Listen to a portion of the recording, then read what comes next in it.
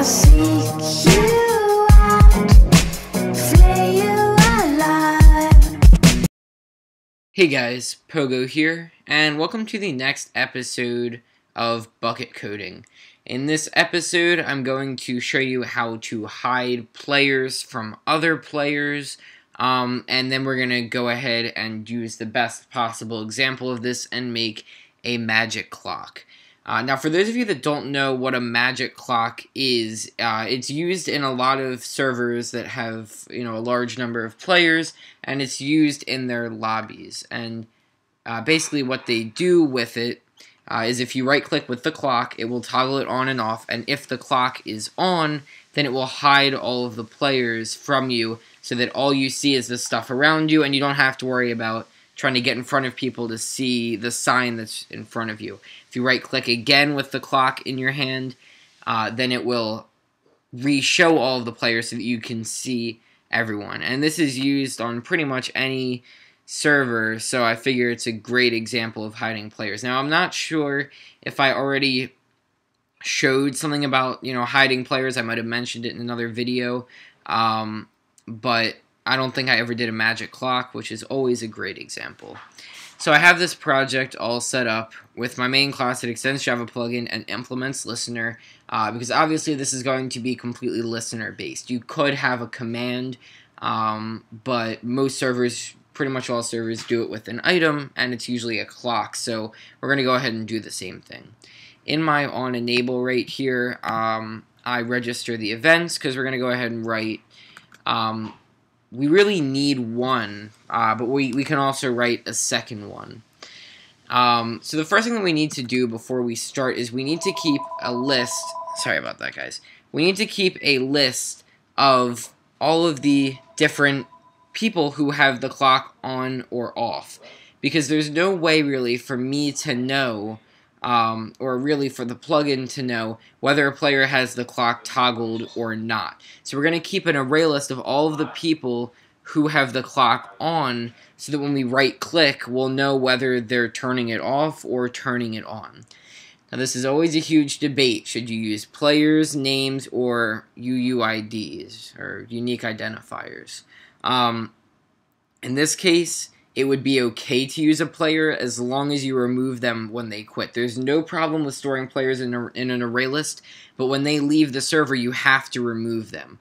In order to make it easier, we could also just use names, which is what I'm going to do. You don't want to use unique identifiers because this is short term. It only matters right now. If the player leaves and rejoins and the server has been reloaded since then, it doesn't really matter at all. We're not storing any data, so we can just use their name. It doesn't make a difference. We're not saving this. It's only in the memory.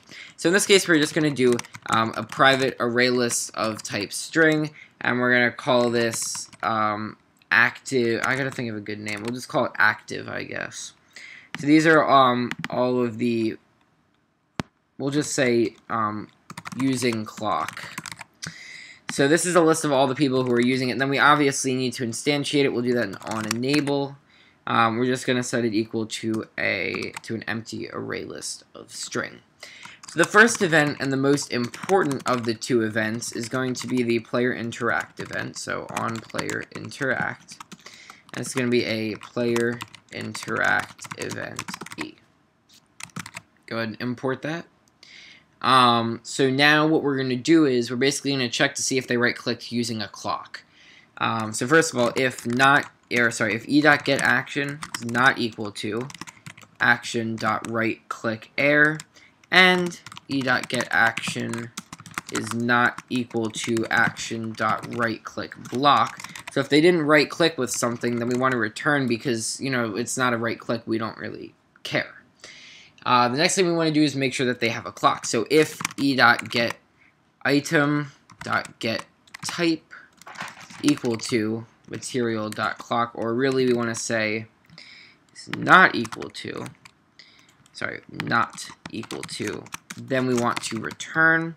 And I think it's not clock, it's, is it magic clock? No, I didn't think so. It's something similar to clock. I don't remember what it is off the top of my head.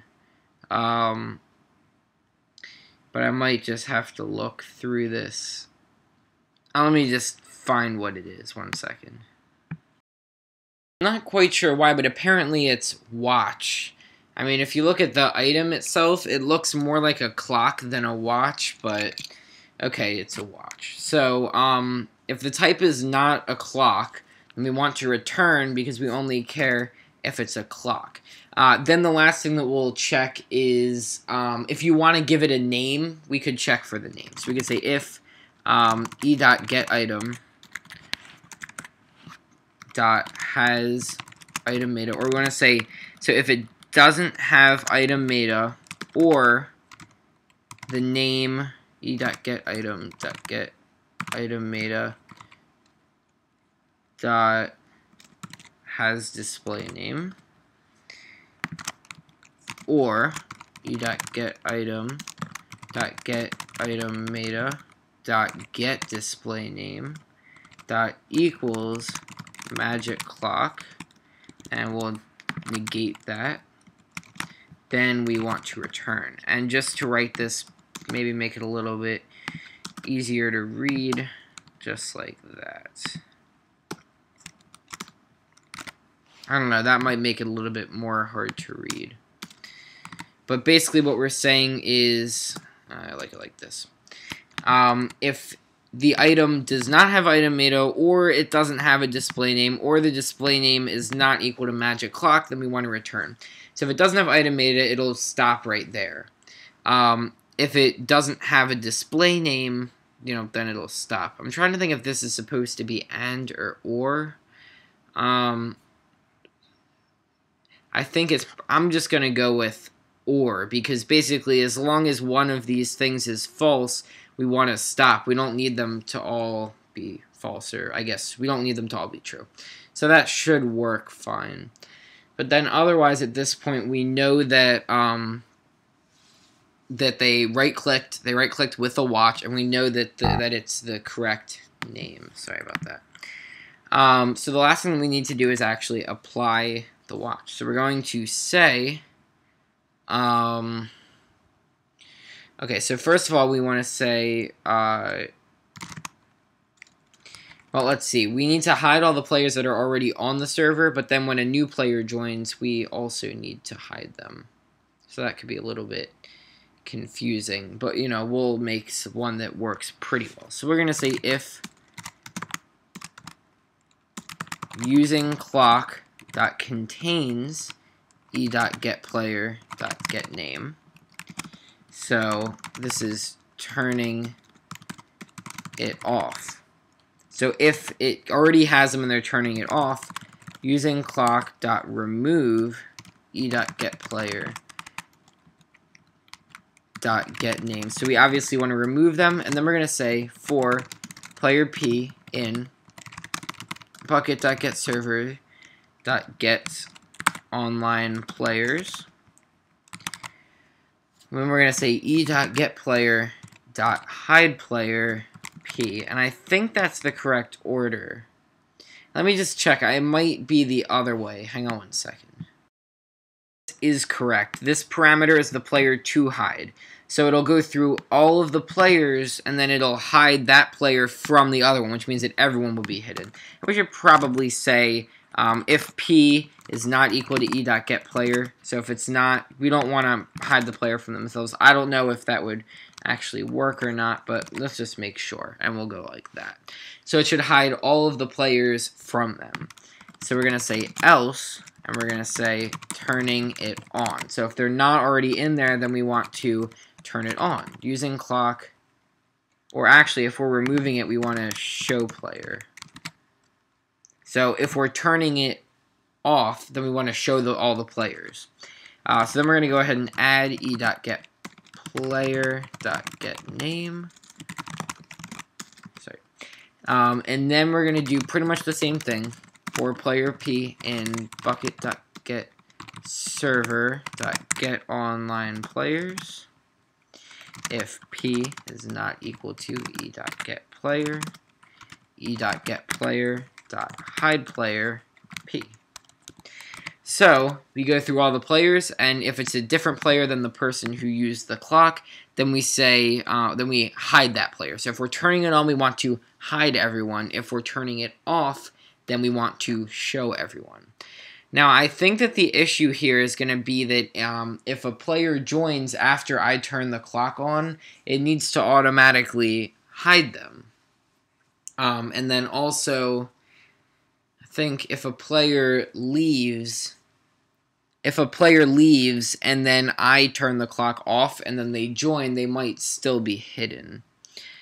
Which means that we should probably do... So we'll go ahead and write 2 more events. I think that the best way to do this is a player join and a player quit event. So we're going to do a public void on player join event E. And we're going to say for string name in using clock. Or actually, we probably should go over all of the players. So for player P in bucket.getServer.get online players. I'm just going to make a note. This could be expensive to run every time someone joins. Because every time someone joins, it has to go through all of the players on the server and check if they're using it or not, and then hide and show correctly. And this would fix an issue, but it could also be, expensive as far as processor. When I say expensive, I mean that it would use up processing power. So we're gonna say if using clock contains p.getName. So if they're currently using the clock, then p.hidePlayer, e.getPlayer. So if they're currently using the clock, if they are currently using the clock, hide the new player. Else, p.showPlayer, e.getPlayer. Else, show the new player. So if they are using the clock, we want to hide the player, and otherwise we want to show it. And I think that otherwise I don't think we even need to do on player leave. I don't think that we need to worry about that. So that'll go through all the players, and I guess we should probably also say if p is not equal to e.getPlayer, and then stick everything in there. But otherwise, I think that should work, and I don't think that we need to worry about a player leave event.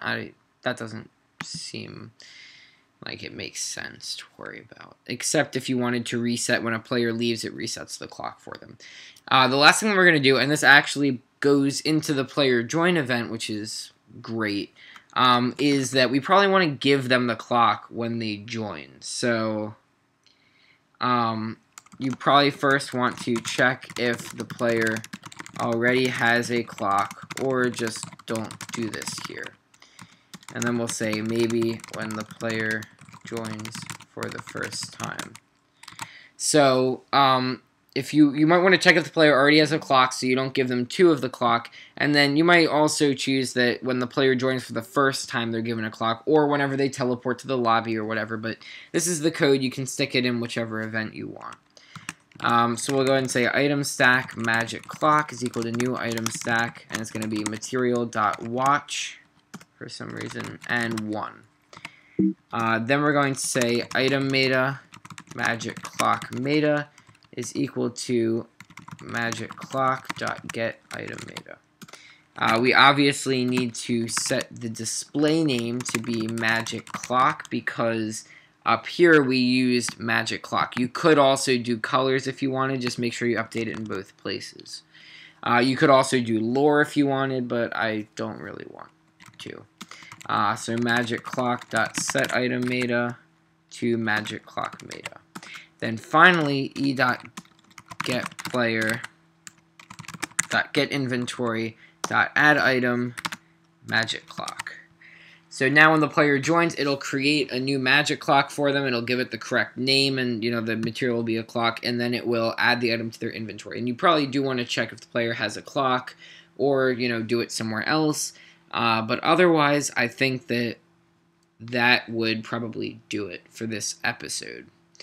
Now, I can't test this right now. The same thing happened in the previous episode, where whenever I try to load a world in Minecraft, single player or multiplayer, the game crashes, and it's been giving me the same error every single time, so there's not really anything that I can do. I tried changing my version and, different things like that, but it's not working. So if for whatever reason this doesn't work, I will of course amend the code that's in the description, and I could put up an annotation or something. But this code should work pretty fine for those of you who actually try it out. So that's all for this episode. We learned about showing and hiding players by writing a magic clock, which is one of the key plugins that exists on pretty much any server so that you can navigate through a lobby without a swarm of players all around you. So as always, subscribe if you want to see more, comment with what you want to learn. If you like this video, click the like button, and I will see you guys soon with some more coding videos. Bye for now.